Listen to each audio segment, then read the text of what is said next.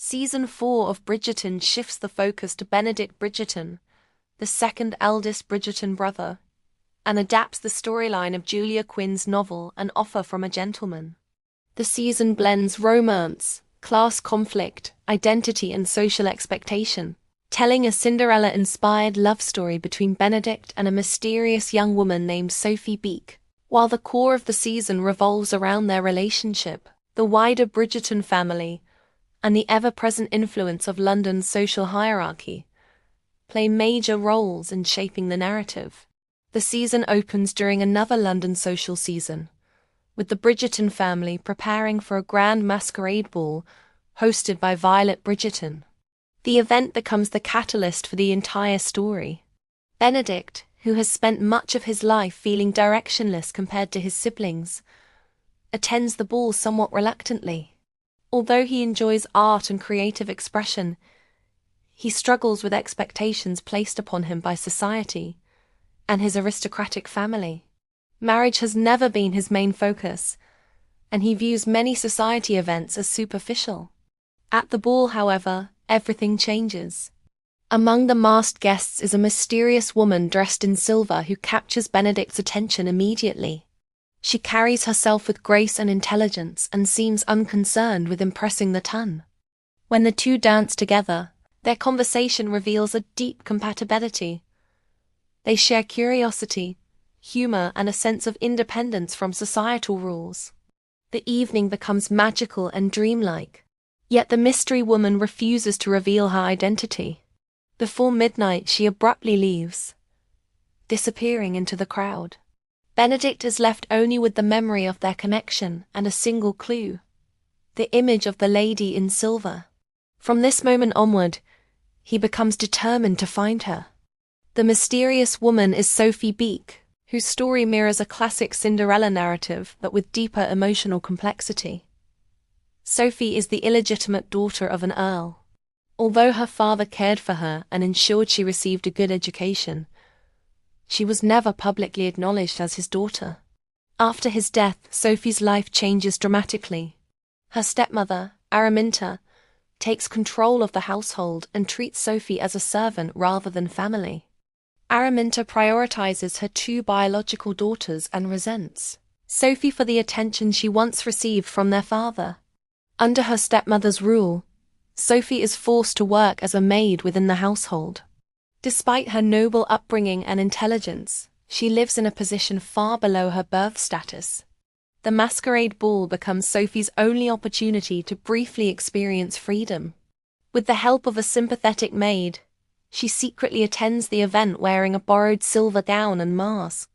For one night, she is able to exist as her true self rather than as a servant.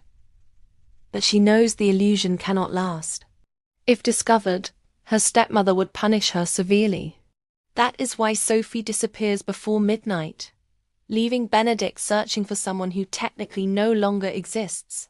Following the ball, Benedict becomes obsessed with finding the mysterious woman. He asks friends and members of the ton about the masked guest in silver. But because of the nature of the masquerade, no one can identify her. For Benedict, the memory of their conversation stands out far more than her appearance.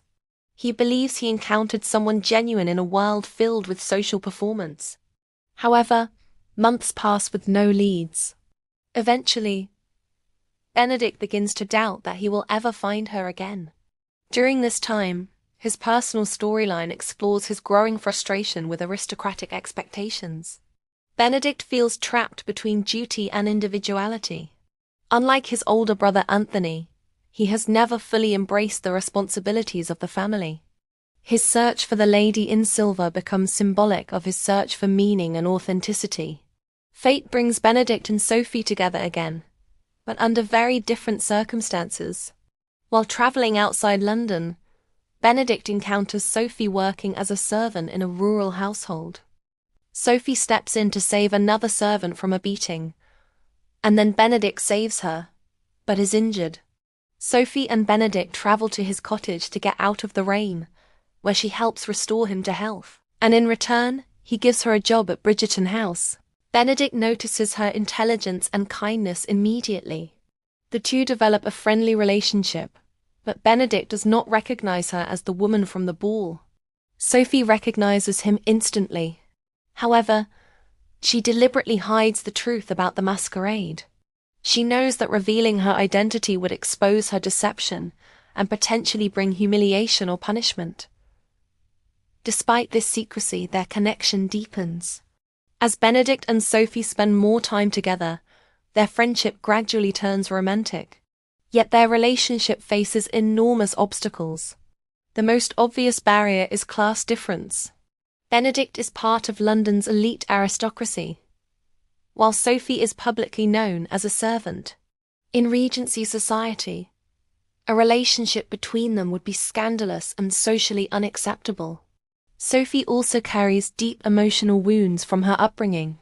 She refuses to become someone's hidden lover or mistress. She believes she deserves dignity and respect despite her circumstances. This conflict reaches a turning point when Benedict suggests a relationship that would allow them to be together privately, while avoiding social scandal. Sophie refuses firmly. She wants love that is acknowledged openly, not hidden. Her refusal forces Benedict to reconsider his assumptions about class, privilege, and honor. Throughout the season, the Bridgerton family continues to play an important role. Violet Bridgerton supports Benedict emotionally, encouraging him to follow his heart rather than societal expectations. His siblings also provide both humor and guidance. Several subplots develop alongside the main romance. The family adjusts to new marriages formed in previous seasons. Younger siblings begin preparing for their own social seasons. Ongoing speculation surrounds the gossip columnist Lady Whistledown and the influence of her writings on London society. These storylines maintain the ensemble nature of the show, while still keeping Benedict's love story at the center. Eventually, Sophie's true identity begins to emerge. Her stepmother's cruelty becomes increasingly visible, and secrets about Sophie's upbringing come to light. Evidence proves that she is indeed the Earl's daughter, even if she was never officially recognized. This revelation changes everything. Members of the Bridgerton family rally behind Sophie, helping protect her from further abuse and restoring her dignity. With their support, Sophie is finally able to confront her stepmother and escape the life of servitude she was forced into. As the truth unfolds, Benedict finally learns that Sophie was the lady in silver all along. The revelation reshapes his understanding of their relationship. The woman he searched for and the woman he fell in love with are the same person. He realizes that his earlier hesitation and concern for society's judgment were misguided. What truly matters is the connection they share. Benedict publicly commits to Sophie, despite the social consequences. This decision marks a major turning point in his character development. For the first time, he rejects society's rigid expectations and chooses love over status. In the final episodes, Sophie gains independence and acceptance within the Bridgerton family. With Violet's support and Benedict's unwavering commitment, the couple are finally able to marry openly. Their wedding symbolizes not only romantic fulfillment, but also the breaking of class barriers. The ceremony is smaller and more intimate than the extravagant society weddings typically seen in the series, emphasizing the sincerity of their relationship.